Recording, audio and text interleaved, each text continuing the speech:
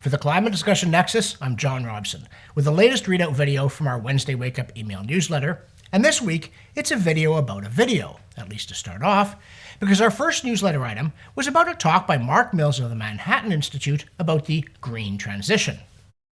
His talk was called, quote, "The Energy Transition Delusion, Inescapable Mineral Realities," end quote, which doesn't perhaps leave a whole lot to the imagination, but will fill in a few gaps to get you to watch it. For starters, Mills is actually trained as a physicist, so arguably he's a climate scientist, or would be if he said the woke things. But partly due to an early career in mining, he thinks and talks like an engineer, namely, he worries about scarcity, efficiency, and trade-offs. Now, to people who don't realize that reality is tricky, those kind of terms can seem like nitpicking or even sabotage. By contrast, Mills has no problem with the motives of the transitioners, whatever mean stuff they may say about his. Quote, "Rather, it's about minerals and mining," end quote. Boring, at least by today's standards. And the talk is nearly 47 minutes long, and it's full of charts, which some people find eloquent and thrilling and others, well, don't. But a major problem with this whole energy transition is that it's being run and pushed by people who don't like charts or what charts tell them, especially on this file, and moreover, generally don't understand them. And to give just one example, Mills shows global energy consumption in 2022, in which wind and solar comprise just 3%, dwarfed by the oldest energy source other than mussels, wood, which is still at 10%. And enthusiasts may well cry, well, sure, 3% for now, but it was basically nothing as late as 2002, so it'll keep growing, problem solved. And Mills concedes that 3% is a lot in a world as big as ours, but he insists it's not a transition. Instead, it's evidence that transitions are, quote, slow and difficult and expensive, end quote, especially since it's cost us something like $10 trillion just to get this far. And he says, don't think that if 10 trillion bought us 3%, another 320 trillion would get us to 99. Because the more you go after the components of the new energy economy, the more you run up against rising costs due to physical constraints on availability. So it's just not going to happen for those dreary practical reasons. Speaking of which, the problem of expanding the power grid to deliver the supposed gold rush of alternative energy to the supposed gold rush of battery-powered vehicles, electric furnaces, and so on is also not trivial for the same kinds of reasons. Canary Media recently conceded that, quote, small-scale renewables and batteries could team up to replace large fossil-fueled plants. It just takes a whole lot of little devices to match what big old power plants can do. For now, truly massive fleets of decentralized clean energy devices, also known as virtual power plants, remain a rarity.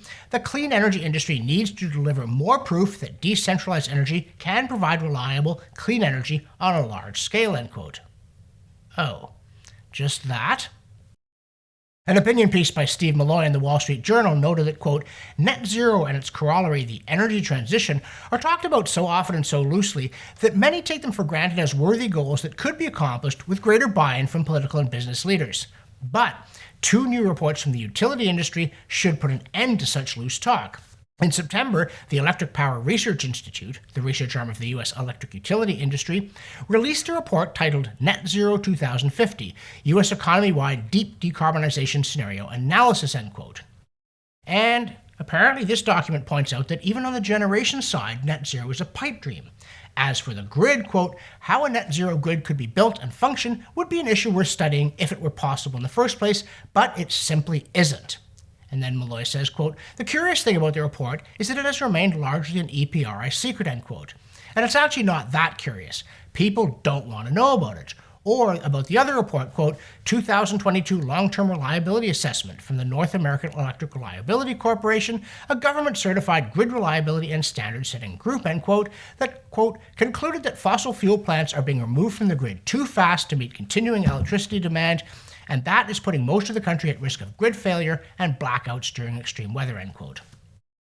These are the kind of things that happen when you don't do the math, including the strange number that the cost of hooking up a new project to the energy grid used to be around 10% of the project's total cost, but it's now generally between 50% and 100% more, which isn't what happens when scaling up brings costs down sharply. In the newsletter, we also point to an awkward History Channel special on the nightmarish conditions and weather of the Little Ice Age. Yes, it did exist. And this video was produced as recently as 2005, yet it dares to suggest that another cooling could be coming. And we also note how quickly a stifling blanket of orthodoxy has descended on so much of our culture and society, and how quickly it's become comfortable for so many people. It would be almost impossible to get the History Channel to run such a thing today.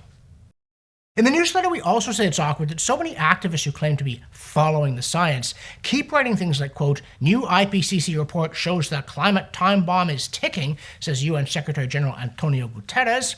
The latest climate science assessment warns once again that global warming of more than 1.5 degrees Celsius would be devastating for Earth's people and ecosystems, end quote, even after the cat is out of the bag that 1.5 degrees Celsius has no scientific foundation and never pretended to. We also point out that as Canadian carbon taxes continue to soar, the Trudeau administration continued to insist that we were getting more back than we were paying in, only to have the Parliamentary Budget Office say, "No, we're not," whereupon Environment Minister Stephen Guilbeault, without missing a beat, told CTV News, quote, "If you do the average, yeah, it's true, it's going to cost more money to people, but the people who are paying are the richest among us, which is exactly how the system was designed," end quote. And exactly as we didn't tell you until caught. Oh, we also note that just maybe we humble Canadians might actually get the figure for public subsidies to that Volkswagen battery plant in St. Thomas, Ontario, and it could be in the vicinity of $15 billion. But you know what they'll say, we can't afford not to spend it. And another thing, the Hill Times says of the just-released Canadian 2023 federal budget, quote, "Environmental experts praise budget's transformational investments, but say Fed's still avoiding a really honest conversation about the future of the oil and gas industry," end quote. Well, the reason they're avoiding it is that, in their view, it hasn't got one. But as long as the industry continues to pretend otherwise, the government sees no reason to stir up trouble. They're just getting on with exterminating it. In the newsletter, we also note that in a careless moment, the New York Times The Morning urged readers to, quote, "Bring these books to the park on your first warm day of spring," end quote, almost as though spring showing up was cause for celebration, not panic. And indeed, actual IPCC publications say that many scientists are concerned that humanity may face troubling consequences from a small amount of warming in the future, but that so far there's little sign of significant disruption. Whereas, if you rely on the popular press, politicians, and polemicists, you'll have the impression that we're already in the very hot soup and that the return of spring, once welcomed as a sign of hope fulfilled, is now the trump of doom. In another item, we take aim at the weird way climate science journalism has become just more activism, including on the so-called culture wars. For instance, when Scientific American reportorializes that, quote, "Scientists just warned we need to cut emissions by 60%, but the US is years away," end quote, we know without looking that these scientists here are the same ones that always get the call when it's NBC or the New York Times looking for an opinion, and that the author of the piece is not a scientist. It also strikes us as odd that Scientific American now bills itself as offering, quote, "commentary and analysis of the science behind the most urgent social issues," end quote, and that it publishes a rant by Nomi Oreskes that, quote, "We can't solve our climate problems without removing their main cause, fossil fuel emissions," end quote. And, going further afield, sniffs that, quote, "Intelligence reports supporting the lab leak theory for COVID are not based in science," end quote, and then blames Republicans for peddling misinformation. How is this science reporting? But Nature chimes in on cue that, quote, "COVID origin study links raccoon dogs to Wuhan market. What scientists think? Some say the analysis supports the hypothesis that the virus that causes COVID-19 spilled over from an animal, but falls short of definitive proof," end quote. And then Nature editorializes, quote, "Celebrate women in science, today and every day. International Women's Day can serve to bring hope, highlight progress, and inspire research communities to continue their efforts to push hard for true gender equality," end quote. True gender equality. Now that's hard science. Oh, and on the subject of gender equality, using the telltale "finally" of progressives, National Geographic asks, is it finally on the horizon about a male birth control pill, which it assures us that men in Nigeria assure us they'll be happy to try.